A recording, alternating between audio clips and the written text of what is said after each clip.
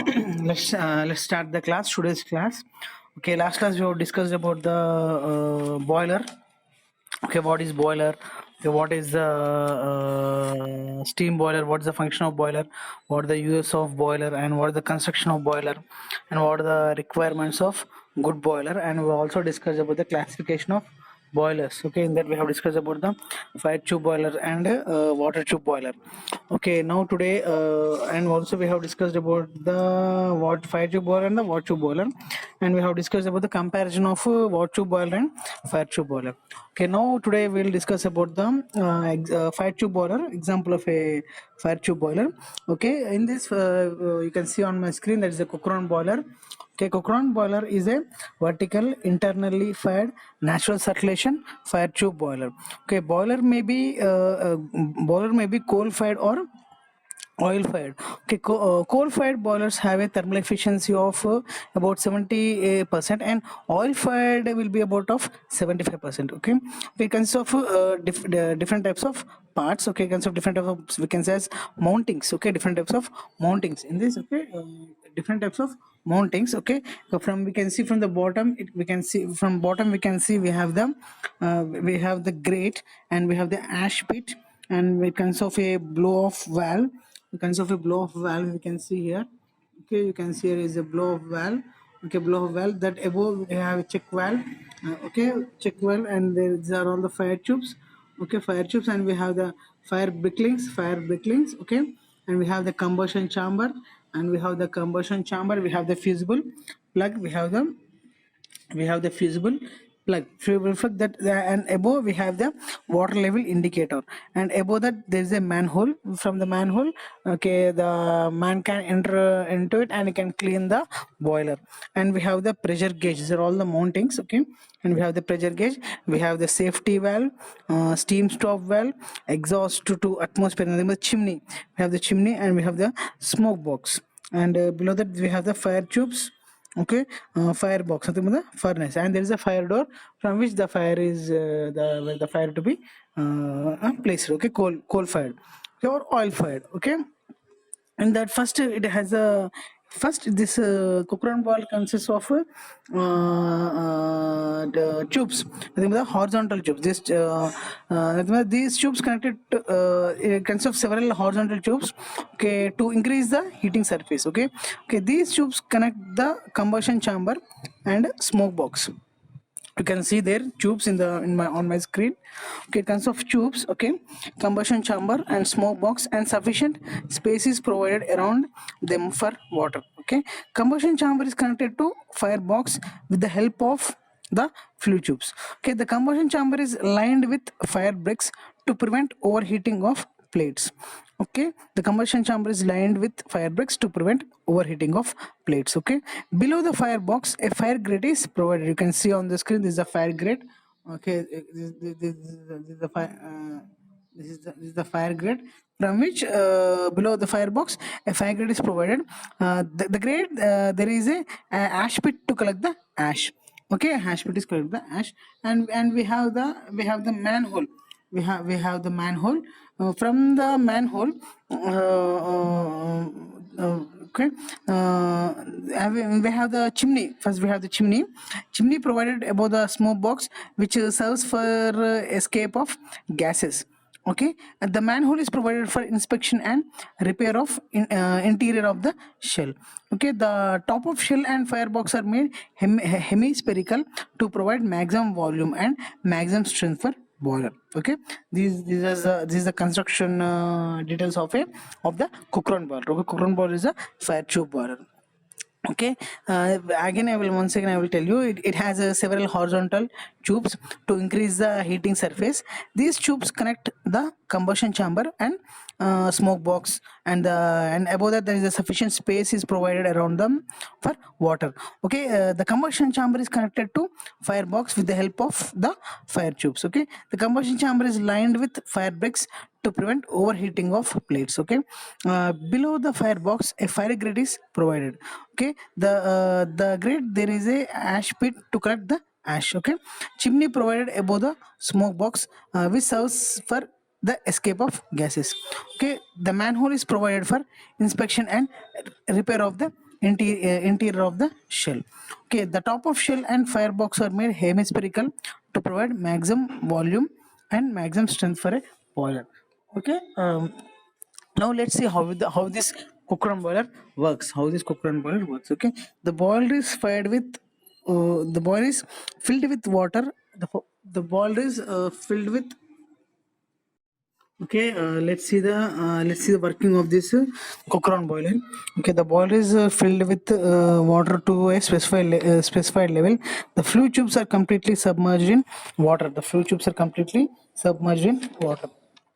Okay, the coal is introduced through the fire door onto the grate. Okay, in oil fired boilers, the oil is directly sprayed into the furnace. The fuel is burnt in the firebox, and the hot gases and the hot the fuel is burnt in the firebox, and the hot gases from the firebox pass to the combustion chamber through a short flue pipe. Okay, from the combustion chamber they pass through the horizontal fire tubes to smoke box, and from there the gases are discharged to atmosphere through the chimney. The hot gases, while passing through the tubes, transfer their heat to surrounding water. The water may also receive heat from the firebox or another furnace directly. The water is evaporated to form steam. The steam formed is accumulated in the steam space. It is allowed to flow through the steam stop valve to the steam supply pipe. Okay, this is the working of this Cochrane boiler. Okay, once again I will tell you how this Cochrane boiler works. Okay, first the boiler is filled with water to a specified level. The flue tubes are completely submerged in the water. Okay, submerged in the water. Okay, the coal is introduced the coal is introduced through the fire door on the grate. The oil fired boiler, the oil is directly sprayed into the furnace. Okay, fuel is burnt in the firebox, and the hot gases from the firebox pass to the combustion chamber through a short flue pipe. Okay, for the combustion chamber they pass through the horizontal fire tubes to the smoke box, and from there the gases are discharged to the atmosphere through the chimney. The hot gases, while passing through the fire tubes, transfer their heat to surrounding water. Okay, the water may also receive heat from the firebox directly. Okay, the water is evaporated to form steam. The steam formed is accumulated in the steam space. It is allowed to flow through the steam stop valve to supply to the steam supply. Okay, this is the working of this Cochrane boiler. Okay, in this, what are the advantages of this Cochrane boiler? What are the advantages of this Cochrane boiler? Okay, nothing but the compact design and occupies less space. It is a compact design and occupies less space. Cost of construction is low. Cost of construction is very low, and easy to install and transport. Okay, however its capacity is less and often presents difficult in cleaning and inspection. Okay, it is difficult in cleaning and inspection. Okay, mainly this Cochrane boiler consists of shell diameter of 2 meter, and this shell height is 4.42 meter. Then grade area is 2 meters square, and number of tubes is 165. Okay, diameter of tubes is 60 mm, and evaporative capacity is 3000 kg. Nothing but the maximum capacity is okay. Maximum capacity is about the maximum capacity is 4000 kg per hour, and working pressure is up to 6.5 bar, and maximum is 15 bar. Okay, this is the working of this Cochrane boiler. Okay, next we will see how this water tube boiler works. Okay, the best example for the water tube boiler is Babcock and Wilcox boiler. The best example is Babcock, and you can see on my screen there's the Babcock and Wilcox boiler. Okay, this Babcock and Wilcox was designed by George Babcock and Stephen Wilcox in 1868. Okay, this Babcock and Wilcox is a horizontal, externally fired, natural circulation and stationary type of water tube boiler. Okay, this is the what we say, this is the Babcock and Wilcox boiler. Okay, and it was designed by George Babcock and Stephen Wilcox in 1868. Okay, you can see on my screen. Okay, the different types of parts in the Different parts in the Babcock and Wilcox boiler. Okay, you can see from the bottom it consists of an ash pit, and there's a grate, and there's a fire door, and there's a furnace, and this furnace above that we have the tubes, and we have the tubes, and we have the tubes, and we have the uptake header. There is a feed water inlet and water level indicator. Above that we have the pressure gauge, safety valve. We have the drum. Inside the drum, the steam is generated, and water. And we have the below that there is a superheater, which is used to heat the water. And we have the stop valve. Okay, the above stop valve, and beside there's a left side there is a manhole. Okay, manhole already we have seen in the cooker and boiler manhole, and we have the downtake header, and there is a mud box. Okay, mud box, and below that we have the blow off valve, and there is a chimney to the air which is in goes to chimney, and that we have the baffles, and then we have the baffles. Okay, and the diameter of a drum will be about 1 to 2 meter. The diameter of drum will be 1 to 2 meter, and the length of this drum will be 6 to 10 meter.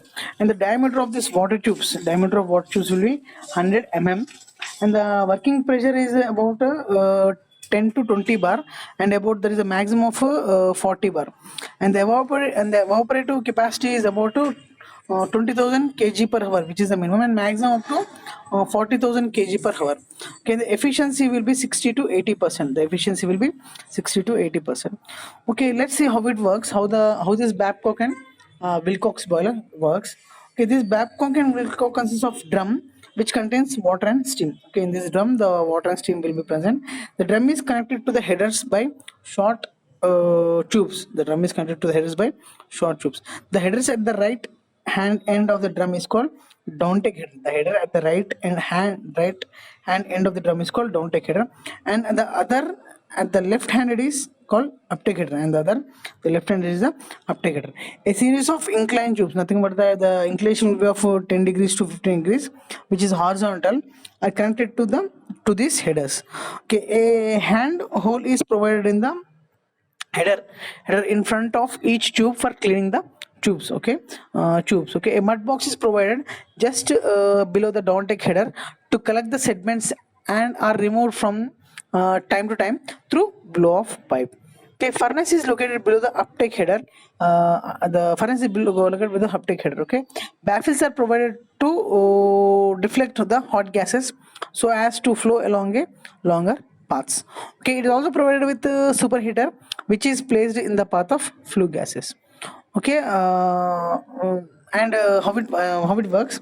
Okay, water from the drum enters the bottom header. Water from the, you can see on the screen, the water from the drum enters the bottom header and flows through the tubes. Okay, water from the drum enters the bottom header and flows through the tubes. The hot gases flowing over the tubes heat and evaporate the water flowing through the tubes. Okay, due to low density, the mixture of water and steam enters the drum. Due to low density, the mixture of water and steam enters the drum through the uptake header. Steam is separated out in the drum and collected above the water level. Okay, this is due to low density, the mixture of water and steam enters the drum through the uptake header. Steam is separated out in the drum and collected above the water level. Okay, the steam from the drum is let into superheater, which is placed in the path of hot gases. Okay, which is placed in the path of hot gases. Since the superheater it is exposed to hot gases, the steam passing in it will be superheated. Superheated steam is supplied to the prime mover through steam stop valve. Okay, this is the working of this what we say Babcock and Wilcox boiler. Okay, once again I will tell you how this Babcock and Wilcox boiler works. Okay, the water from the drum enters the bottom header and flows through the tubes. Okay, the hot gases flowing over the tubes heat and evaporate the water flowing through the tubes. Due to low density, the mixture of water and steam enters the drum through the uptake header. Steam is separated out in the drum and collected above the water level. The steam from the drum is led into superheater, which is placed in the path of hot gases. Since the superheater is exposed to hot gases, the steam passing it in will be superheated. Superheated steam is supplied to the prime mover through steam stop valve. Okay, this is the working of this.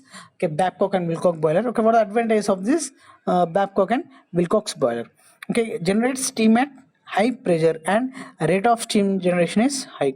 Okay, the first advantage is that it generates steam at high pressure and rate of steam generation is high.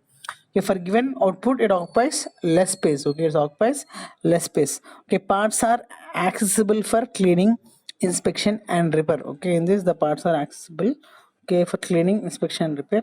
Parts of boiler can be separated. Parts of boiler can be separated, transported and erected easily.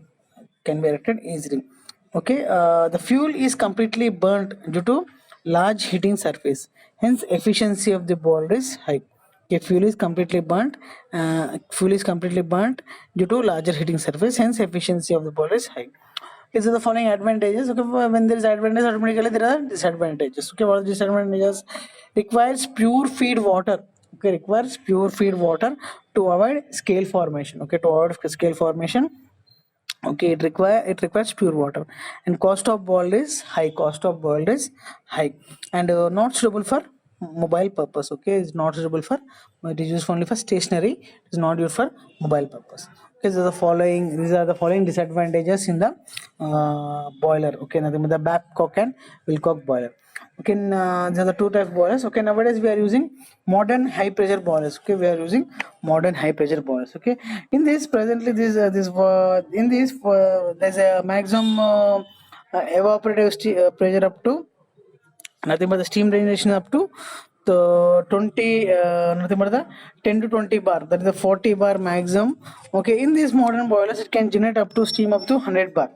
Okay, the boiler operating at a pressure higher than 100 bar are called high pressure boilers. Okay, the need of high pressure boilers is the is in, okay, what is the need of this high pressure boilers? Okay, the need of high pressure boilers in the power plants is to generate the steam at high pressure and temperature. Okay, it is used to generate high pressure and temperature. Generating and using the steam at high temperature increases the efficiency of the steam plant.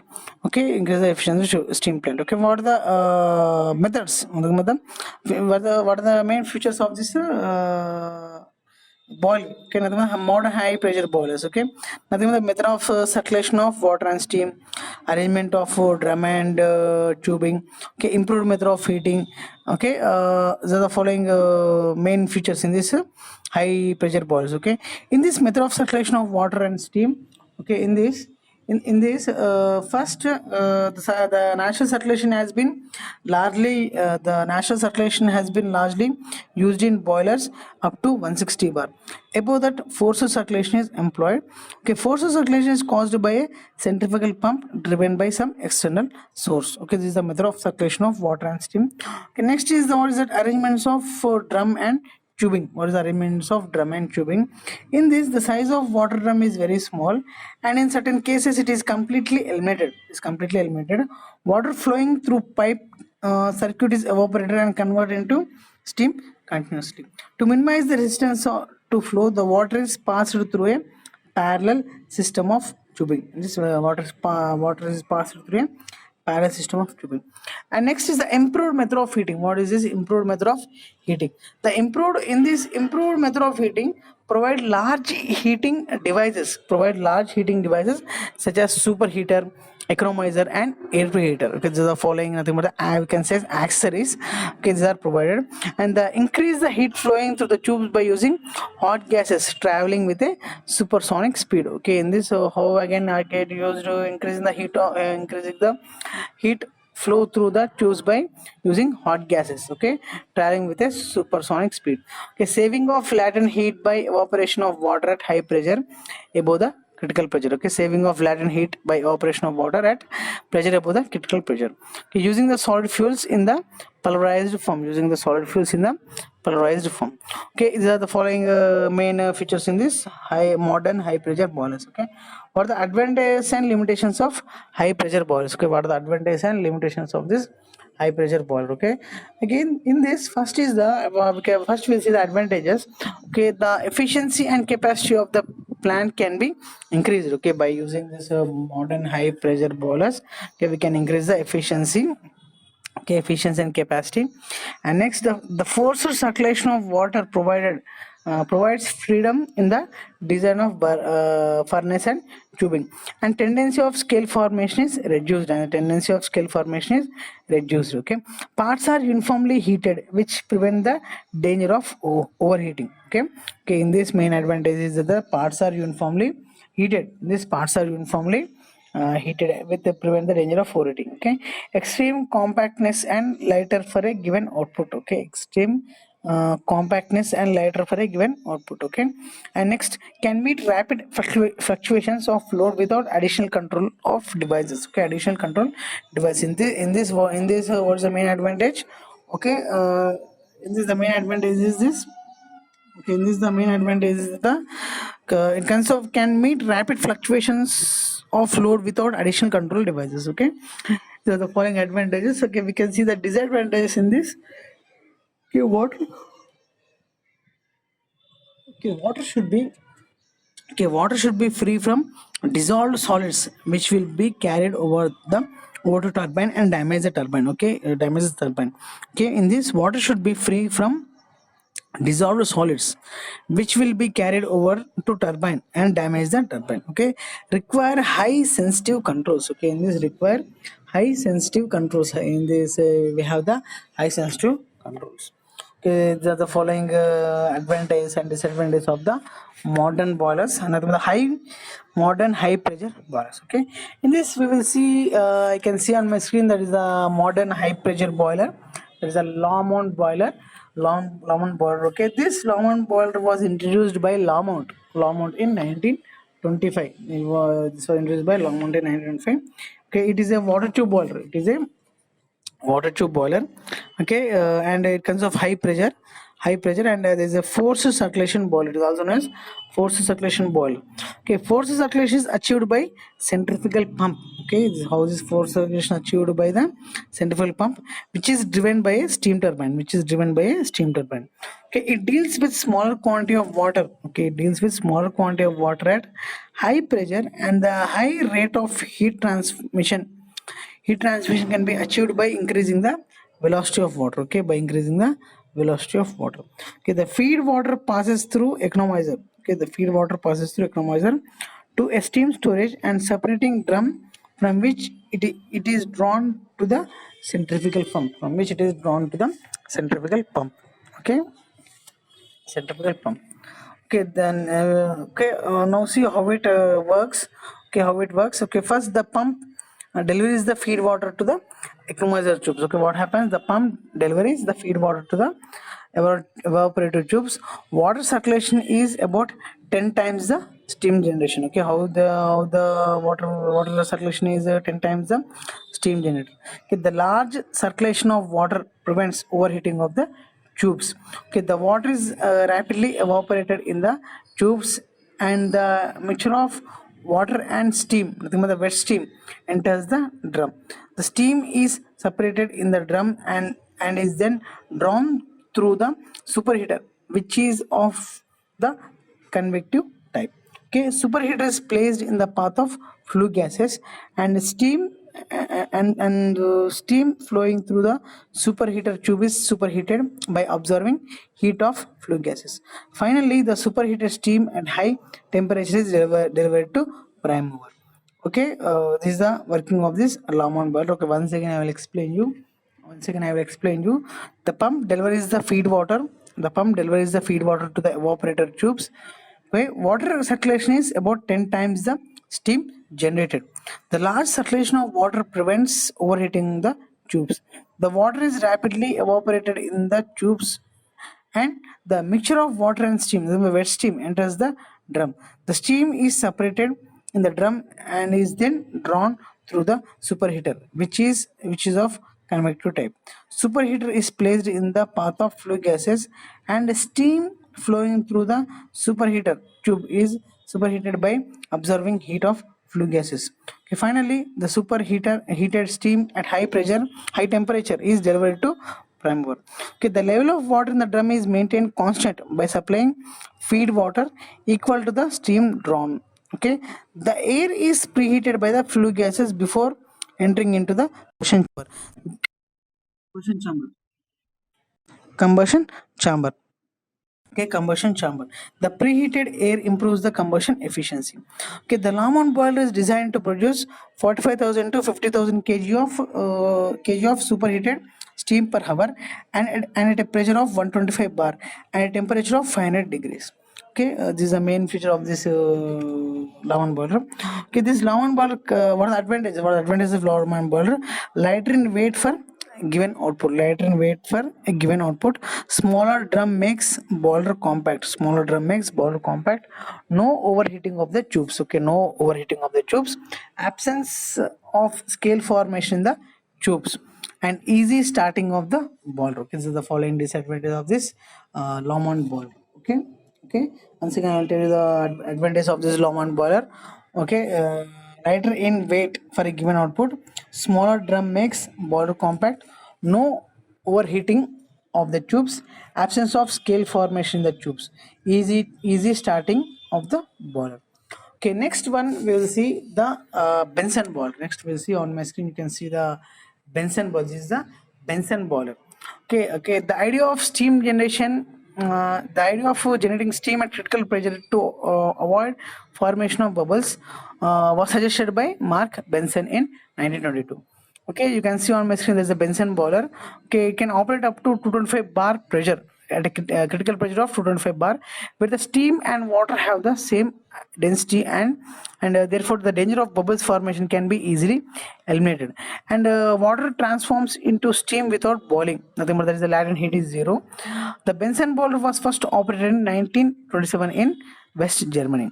Okay, now see how it works. Okay, in Bunsen boiler the drum is completely eliminated. Okay, in this you can see the Lamont boiler, in that there is a drum, but in Bunsen boiler the idea is completely eliminated. Okay, it employs a forced circulation, and a steam is generated in a single pass. Okay, it is a drumless once through boiler. It is a drumless once through boiler. Takes boiler feed water at one end and discharges as a superheated steam at the other end. Okay, the feed water at high pressure is circulated through economizer. Okay, the water is then pumped through radiant parallel tube section to evaporate partially. The water and steam then move to the transit section, where it is converted into steam. The steam is then passed through the superheater, where the superheater is superheated, where the steam is superheated. Finally, the superheated steam is applied to primer. The superheated steam is applied to primer. Okay, in Bunsen boiler, steam can be produced at about 25 bar pressure, but it requires large energy to operate the pump. Okay, for this reason it is operated about 210 bar. The evaporative capacity is about 1,35,000 kg per hour, and its thermal efficiency is about 90%. Its thermal efficiency is about 90%. Okay, what are the advantages of this Bunsen boiler? What are the advantages of this Bunsen boiler? Okay, in this Bunsen boiler, it consists of lighter in weight. Okay, light in weight and occupies small floor area. Okay, in this Bunsen boiler is a light in weight and occupies small floor area. Can be started very quickly. And elimination of drum reduces the cost of boiler. Okay, elimination of drum reduces the cost of boiler. Okay, steam at supercritical pressure can be generated. Steam at supercritical pressure can be generated. Okay, explosion hazards are not there will be no explosion of hazards. Okay, okay, okay. This is the following advantage of this. Okay, what we say, Bunsen boiler. Okay, is a mobile boiler. Okay, okay, okay, okay. In today's class we have discussed about the Cochrane boiler. Okay, it is a fire tube boiler. Okay, and we also discussed about the what we say, Babcock and Wilcox boiler. Okay, this was designed by George Babcock and Stephen Wilcox in 1868. Okay, we have discussed about this boiler, and we have discussed about the design features and how it works, and we have discussed different types of mountings. Okay, and we have discussed about the particulars, how the diameter of drum will be and the length of the drum. And next we have discussed about the modern high pressure boilers. Okay, in this the method of circulation of water and steam, and the arrangements of drum and tubing, and we have discussed about the improved methods of heating improved methods of heating, and also we have discussed about the advantages and limitations of this modern high pressure boilers. Okay, in this modern high pressure boilers we have discussed about the this Lamont boiler. This Lamont boiler was introduced by Lamont in 1925. Okay, in this it is a forced circulation boiler. It is achieved by what we say centrifugal pump. Okay, and we also discussed about the advantages of this boiler. Okay, and again we have discussed about the Benson boiler. Okay, in this Benson boiler it was designed by Mark Benson in 1922, and it was first operated in 1927 in West Germany. Okay, it can produce up to in Benson boiler steam can be produced at about 225 bar, but finally it is operated about 210 bar, and the evaporative capacity is about 1,35,000 kg per hour, and thermal efficiency is about 90%. Okay, these are different types of high pressure modern boilers. Okay, okay, in next class we will discuss about this what we say how the boiler mountings will be working. Okay, there are different types of boiler mounting, just like pressure gauge, water level indicator, safety valve, fusible plug, p-check valve, blow off cock, stop valve, and manhole. We'll discuss in the next class the types of mountings, and we will also discuss the axis. Discuss the boiler axis. Okay, thank you very much. Remaining we'll discuss in the next class. Thank you.